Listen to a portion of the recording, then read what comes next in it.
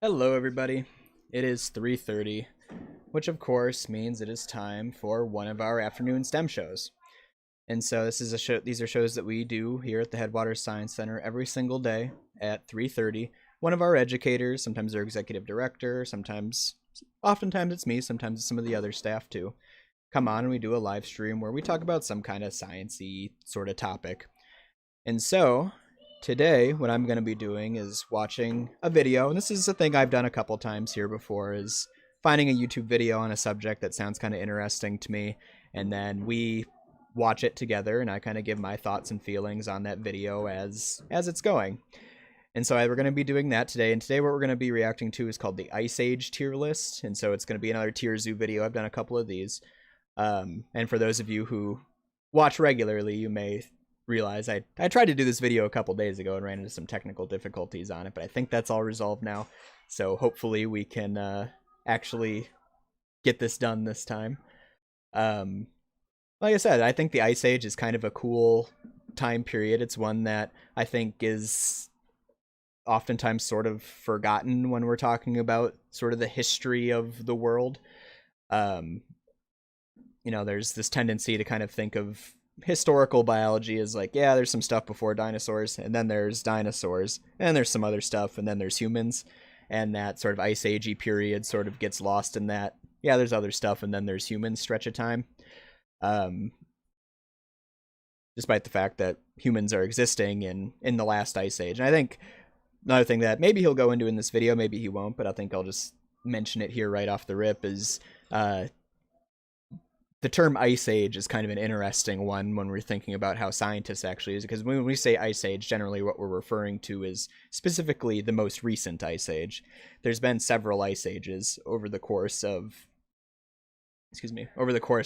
Earth's history. We've gone through several different Ice Ages, and a lot of them a lot longer than the most recent one. And so what scientists mean when they refer to something as an ice age, or glacial period is another term that you'll hear, is it's basically any time when the glaciers at the north and south poles are expanding is what we would call an ice age. And so keeping that in mind, like I said, there's been several ice ages that the world has gone through. You might have one of the things I've talked about a couple times on these streams is the Great Oxidation Event, which kicked off a 100 million year long ice age at one point, way back in the in Earth's history, an event called Snowball Earth that, it was the first photosynthesizing things, pumped all this extra oxygen in the atmosphere and took all this CO2 out of the atmosphere, resulted in an Earth that was much colder than it had been historically, and almost wiped out all life on Earth, billion years ago or so. And as I said, that's a thing that's happened a few times. And like I said, so when we hear Ice Age, generally what we're referring to is the most recent Ice Age. And so the time period we're talking about, I just pulled a geologic time scale up on my screen here. Oh, wrong way. Is starting, you see the yellow up here, you see where it says the Pleistocene there. So that's the Quaternary period is the most recent period of Earth's history. You can see it starts about 2.4 million years ago, but you can see it's also separated into the Pleistocene and then late and early Pleistocene. And so the period that I assume this video is going to be about is specifically the late Pleistocene. So you can see it starts about 0.8 million years ago, so about 800,000 years ago, and then goes up until about 10,000 years ago. I assume the exact period of time we're going to be dealing with here. So we'll, I think, swap over to our other overlay here, and we'll get into it. There. There. We got video. Perfect. Yeah. Overlay matching now? Okay. This video was made in partnership with CuriosityStream.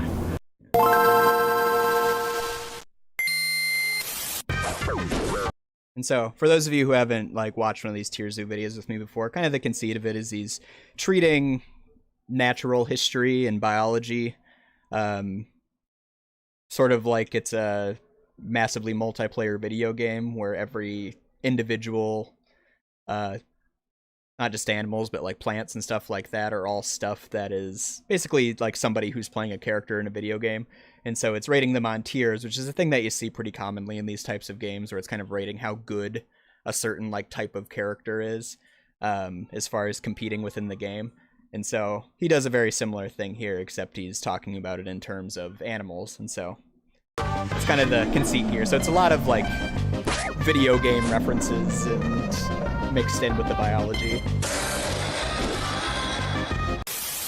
After the dinosaurs were nerfed, a lot of niches were left wide open. The power vacuum created a lot of pretty janky builds, most of which ended up getting nerfed in the final Ice Age balance patch. But nonetheless, some of the most interesting and unique builds of all time were part of the quaternary meta, and so I think it's time to finally create the Ice Age tier list.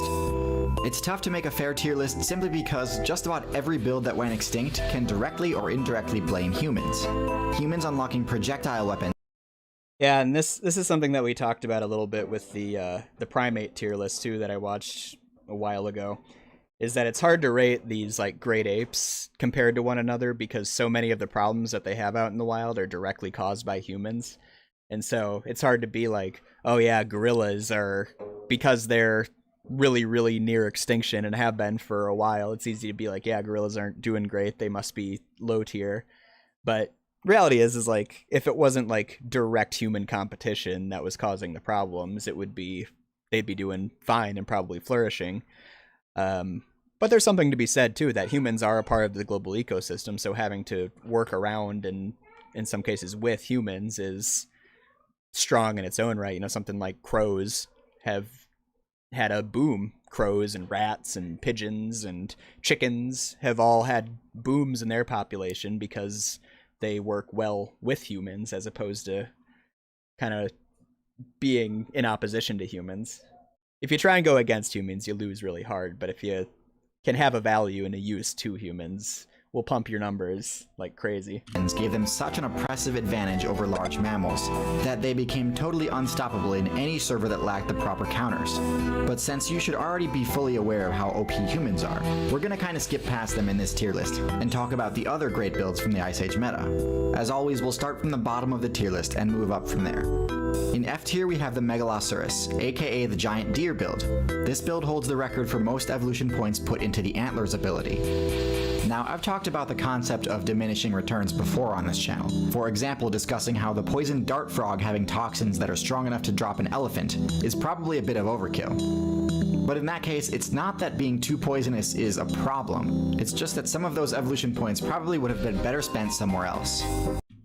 Yeah, what he's talking about here is that, like, you only have so much, like, time and energy in order to, like, fuel certain traits within yourself. And so, like, he's talking about the poison dart frog, having a poison that is that strong, like, what are you getting out of it? Like, what if you have a poison that's strong enough to kill an elephant in a biome where there's nothing the size of an elephant, all of the extra, like, energy that's going into creating that, like, super virulent poison is just going to waste because, like, you don't need a poison strong enough to kill an elephant. You need a poison strong enough to kill a spider monkey, because that's like the biggest predator you're gonna have to worry about, or maybe like a jaguar, I guess. And so he's basically making an argument that, like, they're not well optimized for where they are.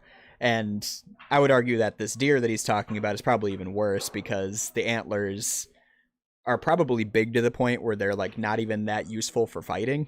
Like, it's probably a strain for it. And I would bet that, like, where those antlers come from, like, why they're as big as they are, is there's probably a sexual selection element to it, where bigger, more display-y antlers are valuable as far as mates picking you. And a lot of times that sort of thing can have really... It can be detrimental to your survival if it is beneficial to your likelihood of mating, if you do manage to survive. So, like, another good example of something like this would be peacocks with the big tail. Like, the big tail doesn't help them survive for the most part. Like, it's just big and cumbersome. But if you have a really big, cool tail, the peahens are more likely to select you as a mate, and so you reproduce more. And so the ones with the biggest tails reproduce more, and so they just get bigger and bigger tails until it becomes so big and so cumbersome that they don't survive. But in the case of the giant deer, not only is this level of antler growth excessive, it's genuinely detrimental. First of all, antlers have a significant equipment load cost. Sprinting, fighting, or really just any everyday action costs more stamina when you're weighed down by heavy antlers, increasing the deer's food requirements and causing it to require rest more frequently. Second, antlers do break in combat quite frequently. While they're certainly powerful enough to defend from carnivore players, their purpose is to give male players a way to complete the alpha male and mating side quests, and are frequently broken during these challenges. With normal-sized antlers, this isn't too big an issue, but when they each weigh 40 pounds, a break to one antler might also mean a break to the neck, or at the very least, make it tough to maintain your balance. Lastly, deer rely on stealth and mobility to evade attacks. The most common line of play is for deer to run to the safety of the forest, where they can hide much more effectively. Not only do antlers make it harder to run and make you stick out like a sore thumb, but their enormous hitbox makes it impossible to enter dense forest, a potentially game-ending limitation. Giant deer may have been nerfed in power and HP, but they were one of the few builds that were actually buffed overall in the final Ice Age balance patch. In D tier we have the Calicothir, a horse build that's spec'd into tree browsing and four-limb claws, similar to the giant ground sloth. PBS Eons has already done an awesome video on the Calicothir, so I won't spend too much time on them, but I will say that unfortunately, unlike the ground sloth, Calicothirs were significantly worse at combat than the giant sloths that they were trying to copy, and frequently got bodied by predators that ground sloths would have had no trouble fending off. I don't have too much else to say about this build, but yeah, horse mains, you've got a good thing going, you don't need to copy other builds. In C tier we have the Terror Bird. Terror Birds are basically an attempt to recreate the dinosaur build after non-avian dinosaurs were banned in the Cretaceous-Paleogene balance patch. And credit where credit is due, it does do a decent job of it. Terror Birds were actually pretty OP in the early post-dino meta, having the best mobility and power at the time. However, as the meta progressed towards the Ice Age, mammal builds finally unlocked better defensive and offensive tools to combat this playstyle. And while their high damage pack attack could still bring down a large mammal in a few hits, its damage is completely negated by armor, failing where a pre-patched dinosaur's crushing bite would have had no trouble. Mammals eventually developed high damage attacks of their own, leaving the Terror Bird player base with only one solid advantage, being able to stand on two legs. This is actually a pretty significant advantage, but it's best used in conjunction with powerful grasping or slashing forelimbs, a trait Terror Birds fail to take advantage of. Well, it's interesting that he's talking about standing upright as being a benefit. Like, it seems like he's implying that it's a benefit in combat, and I don't know if I necessarily, like, really agree with that. Like, I hear standing upright as a benefit, and what I think of more is, one, it's really handy as far as, like, heat management. Like, if you live in a hot environment, you see animals that get kind of tall like that, because it's efficient as far as wicking heat away from you. So, like, giraffes are a good example of this, where giraffes don't have an issue with overheating. Humans also are a product of this. But also just, like, the vision advantage it gives you. Like, being up higher gives you a better position as far as being able to see things like predators coming and finding prey items as well, that you lose out on by being closer to the ground. There's also like an energy efficiency thing with it too, as far as like being able to travel long distances. Like being bipedal typically is going to save you some energy as far as being able to travel a long distance compared to something that is quadrupedal. And that's one of the things that makes humans really good, is that we can, you know, keep moving for a really long time. We have great stamina. But that also like kind of comes in conjunction with having a really high level of intelligence, where we can sort of plan a hunting party, plan an attack on some sort of animal in such a way that a terror bird probably can't. So yeah, it's interesting that he is making a point to be like, yeah, they were really good early on, but then other stuff came and outcompeted them eventually later as the mammals continued to develop. And you'll oftentimes hear this most recent time period that we're in referred to as the age of mammals, because mammals are so dominant on the like large animal end of things in a way that nothing else really competes with. Like most of the biggest, most successful like large animals in the world right now are mammals, and it's been that way for the last 50 million years or so. Speaking of armor, next up on the tier list is the Glyptodon, the best armored build of the Ice Age meta. Glyptodons were pretty safe from predators, being able to block attacks from most of the common weapons at the time. They also possessed two powerful offensive moves, the first being Skull Bash and the second being Club Smash, a move reminiscent of the Ankylosaurus, although nowhere near as strong. They weren't by any means below average builds, but as a tank role I don't think they were near oppressive enough in terms of area denial for me to rate them any higher than B tier. Yeah, and Glyptodons are the precursors to modern armadillos. They're basically a big armadillo, and they didn't show like any really big ones there, but there's Glyptodons that are substantially bigger than things like a terror bird, for example.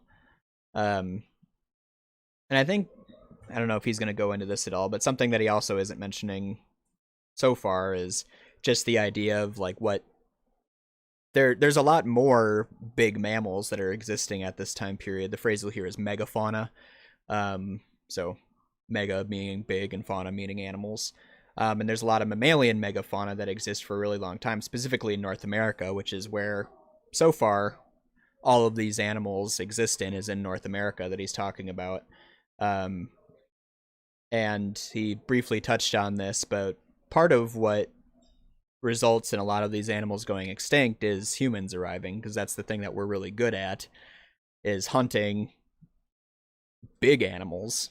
And so the humans arrive in the Americas maybe 15,000 or so years ago, and within the next few thousand years you see basically all of these animals go extinct.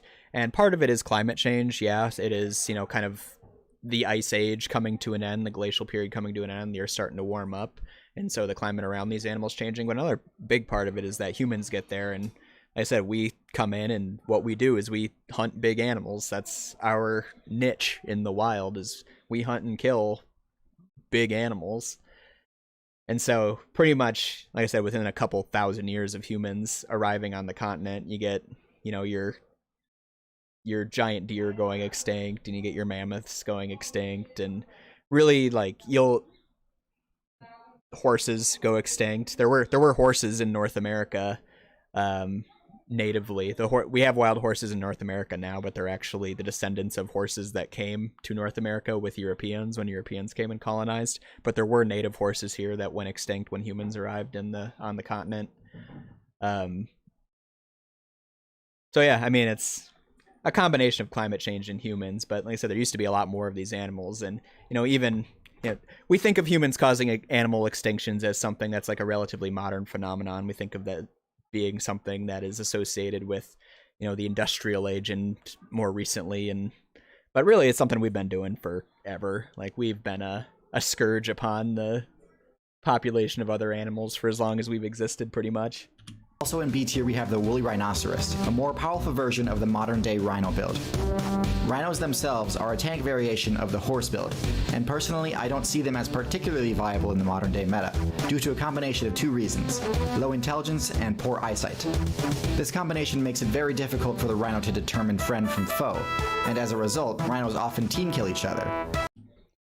I don't necessarily agree that rhinos are low tier. Like, by virtue of just being as big as they are, and being able to sustain the size that they do, like, rhinos killing each other has got to be the smallest proportion of like deaths for rhinos. Like, there's no way that that's like a significant portion of deaths for them.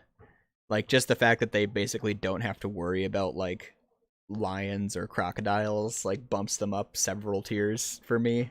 Like, they're not hippopotamuses. Like, I don't think there's really an argument to put a rhino above a hippopotamus on a tier list. But they, like, I would much rather be a rhino than be like a Cape buffalo. They're hyper-aggressive, often attacking anything that they detect in their territory, which can include ridiculous things such as trees, rocks, and termite mounds.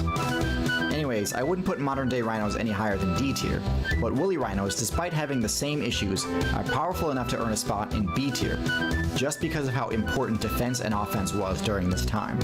With the power creep starting to reach dinosaur levels, being able to defend yourself was critical, and the woolly rhinoceros had perhaps the most threatening weapon in the entire game at the time. Last in B tier we have the dire wolf.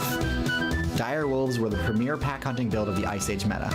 They were more powerful than any of the canine builds today, but actually on the weaker side when it comes to dogs throughout the Cenozoic meta. Earlier on, during the Oligocene and Miocene expansions that came just before the Ice Age, there were even stronger dogs, like the Borophagine and bear dogs. And yet it seems like the player base has constantly been shifting towards smaller, less powerful canine builds that were more agile and efficient. I think the reason for this is that the canine class in general is just best suited to the pack hunting strategy. Team strategy is perhaps the best way to take on builds above your weight class, but the thing to keep in mind is that if you're teaming up with other carnivore players, you'll need to split the loot from your kills. This gets to be a problem if your entire team is playing as the larger, more powerful dogs, because they have a much higher food cost. Since pack hunting is still plenty effective even when the individual members of a pack aren't particularly strong, it makes sense why the dire wolf player base eventually shifted towards the smaller grey wolf build. Still, at the time, they were a force to be reckoned with, although they often were unable to defend their kills from the more powerful solo DPS builds of the Ice Age. All in all, not top tier, but by no means low tier. And yeah, the pack hunting thing is something that you see pretty much almost every like dog used to some extent these days. And you can go back and there were solo dogs that used to exist in the Americas. But ultimately they got out competed by cats when cats came over. And so cats are actually another thing that is like relatively recent in the Americas. They came over about the same time that came over the same way that humans did, where they are Asiatic, African kind of thing originally, and came over again across the Russia-Alaska line there when it was frozen over. And they said pretty much immediately started out competing the solo lone hunting dogs out there. Just because being sneaky and being able to kind of kill your prey in one shot is a lot more efficient than kind of the dog way of doing things, even when you are a big dog. And so the solo dogs more or less go extinct as soon as cats come over, but the pack hunting dogs all continued to flourish. And you don't really see it go the other way. Like you don't see that many dogs over in Asia and South America. Like you see some wolves and stuff like way up in the northern parts of like Europe, but like there's not dogs really in like Africa. Like, and the dogs that are there are very recent things that are like wild dogs that were human pets and found their way out into the wilds, like dingoes too. Dingoes are just domestic dogs that got out. But yeah, you don't see there wasn't like a big wolf invasion that happened in Asia the same way that we ended up with things like bobcats and lynxes and mountain lions that came over into the Americas. Alright, so in A tier we've reached builds that are all pretty much unimpeachably overpowered, and would still likely rule the meta today if not for the absolutely broken build that is the human. First, let's talk about the most famous build from the... Oh, I should make a prediction of what's gonna be like the S tier thing. He said the most famous build from the era was what he said right before well, if he has humans in here, he's gonna put humans as number one, obviously. But I think he's about to talk about mammoths here, would be the thing I assume he's talking about. There's no shot he puts like Smilodons and the other saber-toothed cats in S tier, I don't think. I bet if there's not humans on the tier list, like the thing that's going to be S tier probably is going to be like the cave bears, I would bet. Like short-faced bears.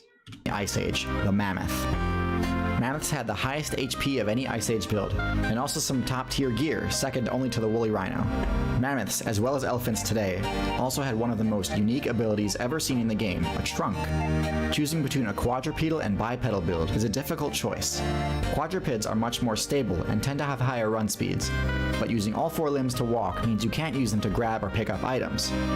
Proboscideans like mammoths and elephants subvert this issue by putting enough points into the nose skill tree to unlock the trunk, basically giving themselves a fifth appendage. This is an extremely powerful and versatile ability that easily earns them a high tier spot. The only thing keeping them down is that they had an absolutely abysmal matchup versus humans. While many of the Ice Age mid-tier and top tiers had an unfavorable matchup against humans, the Mammoths was especially terrible, because they're such a big target and worth so much XP. At the top end of A tier is the other Ice Age all-star, the Saber-Tooth. In terms of critical hit damage, so, and I would maybe even argue that the Saber-Tooth cats are too high on this one, because they're so specialized. Like the Saber-Teeth are basically, like in most situations, they're just worse than having normal teeth because they can break. I mean, obviously it's like really specific to this particular era because so many of the animals that they're having to hunt are animals that have these big thick coats and all this like, you know, these fat layers, all this hair, all this thick skin and stuff. So you need like a little bit longer tooth to like be a cat and do cat things, which is sneak up behind an animal and try and bite it in the back of the neck and kill it in one shot, basically. But I would argue that like the Saber-Tooth cat was something that was like destined to die off relatively quickly for the specific purpose, for the specific reason that it was so hyper specialized for killing the things that it killed, that it really never had much of a shot of succeeding for very long. Nothing else even comes close to what sabers can dish out. Sabers actually had a different playstyle than the big cats of present day. Their lower agility made it tough for them to chase down prey, and so they had to use stealth not just to get close, but to get literally within range of a strike.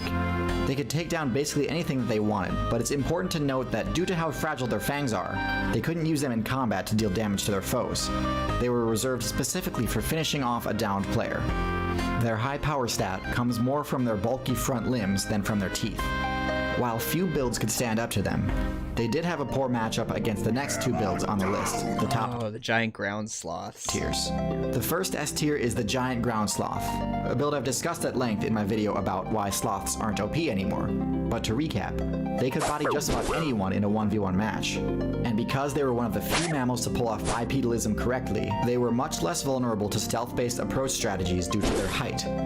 Check out this video for more. So he talked about how the giant ground sloths being tall gives them an advantage at spotting predators, but like didn't mention it at all with the terror birds. He said I think he did the terror birds a little dirty in this one. Info on it. Last on our list is the cave bear. Cave bears just had insane stats across the board. And here's the kicker, they were scavengers. You can't just put these kinds of stats on a scavenger. A bear this big could steal kills from entire packs of dire wolves or saber-tooths all by itself.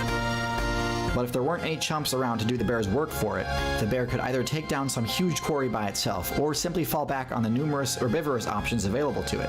It's obvious that the devs had to nerf this build, because it had basically no weaknesses. It's the only build on this list that humans are almost certainly not responsible for the extinction of. In fact, the reasons for the bear player base shifting towards the smaller bear builds aren't well understood by data miners at this point. All we do know is that when they were in the game, they were absolutely broken during a meta full of broken builds. Well, I think if you like learning about builds from past expansions, including Walking with from these prehistory stream, including some great originals seen nowhere else, such as this documentary about why some big cats succeeded while others went extinct. Normally the subscription is $3 a month, but if you go to curiositystream.com/tierzoo and sign up using the promo code tierzoo, you'll get a whole cap. They compete with bears just haters. You can't just put these kind of cross health-based approach strategies due to see if there's an image here of the entire tier list together. Last on our list is the cave bear. They were scavengers. They're passed on to do numerous no function aren't well understood by data miners at this point. All we do know here is the giant. And we'll also remember that the cave bear is also in S tier there. And cave bears are, you know, I talked about how the big like solo dogs mostly like go extinct. Bears would be an example of something that is mostly that, but managed to like actually thrive and continue existing. And like he said, the big reason for that is that they're omnivores. So being a big solo dog that has to like actually go out and hunt stuff isn't great, because hunting is hard and doing hunting alone is extra hard, especially when most of your potential prey items are going to be as big as what they are in the Ice Age. But by being a scavenger, one of my things that I've like had beef with him on a couple occasions here is I think he really underrates scavengers. Like he rated vultures really low in the bird tier list, which I vehemently disagree with. I think scavengers are great. But being a scavenger is awesome because it's basically free food. Like, if you're willing to eat the stuff that nobody else is willing to eat, by all means, like, it's just free food. It's just free energy. Which, like I said, is great. Like, there's nothing better than getting energy for free, basically. But he also said, like, being an omnivore was something that really facilitated bears continuing to survive, even as, like I said, these big cats were starting to show up in North America and kind of take over the big solo hunting predator meta there. Which I think is kind of cool. Like I said, bears are, if you're gonna, there's not a spot for like a solo dog because solo cats are outcompete them. And so the way you get around that is by not competing directly with cats, which is what bears are. So I think the bear is kind of the peak solo dog build. And then the other thing he mentioned is it kind of being confusing as to why bears kind of went down to a little bit smaller over time, like why the cave bears go away and we end up with things like grizzlies that we have to this day. He said like scientists don't really understand that well, but it seems like something that, just off the top of my head here, thinking about it, it makes a lot of sense because, you think about something like a grizzly, and even we talked about this when we were down in F tier here talking about these antlers. There's a point of diminishing returns where if you're a bear, like how much does a grizzly bear being bigger actually help the grizzly bear survive at all? Because there is a trade-off of being big. Being big is great in that it like means that you can, fend off predators and, don't have to worry about, stuff coming and stealing your food and all that. Being able to just like fight anything else that lives in the area you are is pretty good. But it also is going to kind of inherently come with a more expensive lifestyle. You need more food to sustain a big body like that. And so if you're a grizzly bear, like nothing is coming after you anyway. Like there's nothing an adult grizzly bear is worrying about out in the wild. So why would you bother, having, let's see, how heavy is a cave bear? Cave bears up to 2,200 pounds.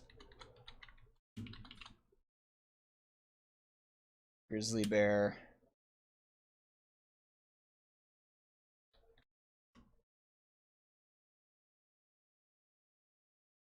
About 600 pounds. So yeah, these giant cave bears are, 3 times the size of grizzly bears? It's like, what are you getting out of that if you're a cave bear? Like, there's nothing in North America that's hunting a 600-pound grizzly bear, an 800-pound grizzly bear, or whatever. Like, there's no reason to be 3 times bigger than that. It's just going to cost you more food to maintain that. Like I said, it's a diminishing returns thing, and like as you see environments around an animal change, that animal also changes to be better suited to it. Like if you can get all the benefits of being huge without actually having to be huge, there's no reason to be huge anymore.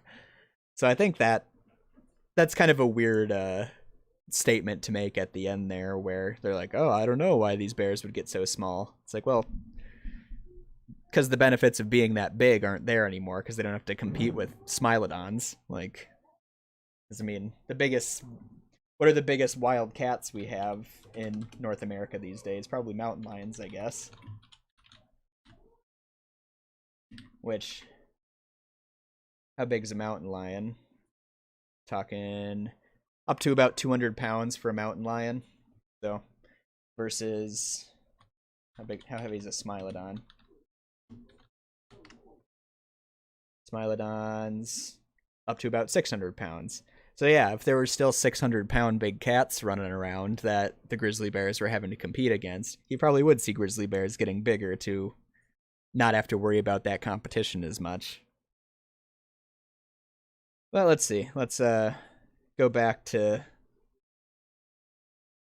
that tier list there and see what we would do. And so the other thing that, like you said, is kind of tricky about something like this is that so many of these animals have their populations get diminished so directly because of humans that it's kind of hard to rank them in terms that ignore that. I'm actually kind of a fan of having giant ground sloths that high. I think giant ground sloths are really cool and really good. I would maybe bump mammoths up a level, just because, like I said, the main thing that mammoths had that was really damaging to them was just the fact that humans loved killing them so much. Um, so you put them in an environment where you don't have humans hunting them, and they do great. And like I said, there's of all the things that are listed here, mammoths were, I think, probably the last. Well, again, depending on how you're determining what a species is, like a dire wolf, like gray wolves exist and are the descendants of dire wolves.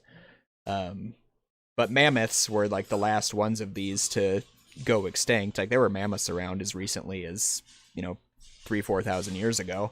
Like there's mammoths on the planet at the time that like the Great Pyramids are being built, and they're just living in areas where there aren't humans basically.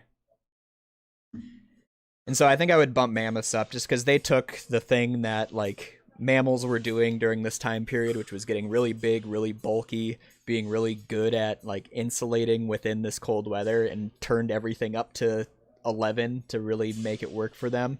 Like I said, their ultimate undoing was that they were too appealing of a target for humans. So I think for something like this, I think it's fair to kind of say, okay, we're gonna take humans out of the equation and see how they do. I said I think I would bump Smilodons down maybe a level. I'd maybe swap the Smilodons with like all the. I would bump the woolly rhino up. Like I would put the mammoth in S and probably the woolly rhino in A. Because like I said, woolly rhino is basically just gets 90% of the benefit of being a mammoth. Just a little bit of a lesser mammoth basically. So I think bumping it up to A is fair. I'd maybe drop Smilodon down to B tier. And I would maybe bump the Terror Bird up too. And so I think he did the Terror Bird kind of dirty as far as being a successful predator for a time. Like I have a hard time like rationalizing having a Smilodon being 2 tiers higher than a Terror Bird when they fill such a similar-ish niche, are doing such similar things. It's just a matter that like the Smilodon comes a little later.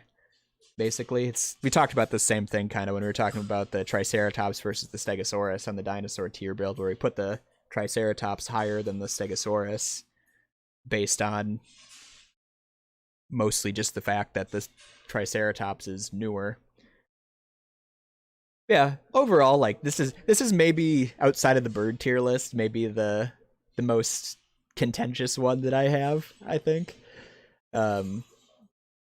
But this is also a time period that honestly I'm less familiar with than a lot of the other lists that we've watched. So there's probably situations here where I'm just like wrong on stuff. But hey, that's content creation. That's making videos. Sometimes you go out there and you say something that doesn't make a whole lot of sense, just how it goes.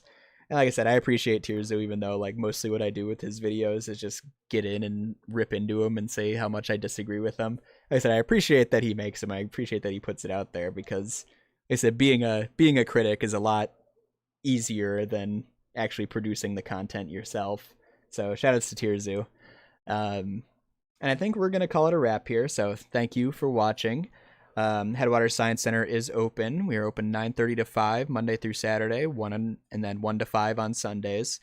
Yeah, we were kind of talking animals today, so we'll shout out the Harmony Food Co-op in downtown Bemidji for donating a lot of the food that most of our live animals that we have here at the Science Center eat. So again, shouts to them. They've been a big supporter of us for years and years and years.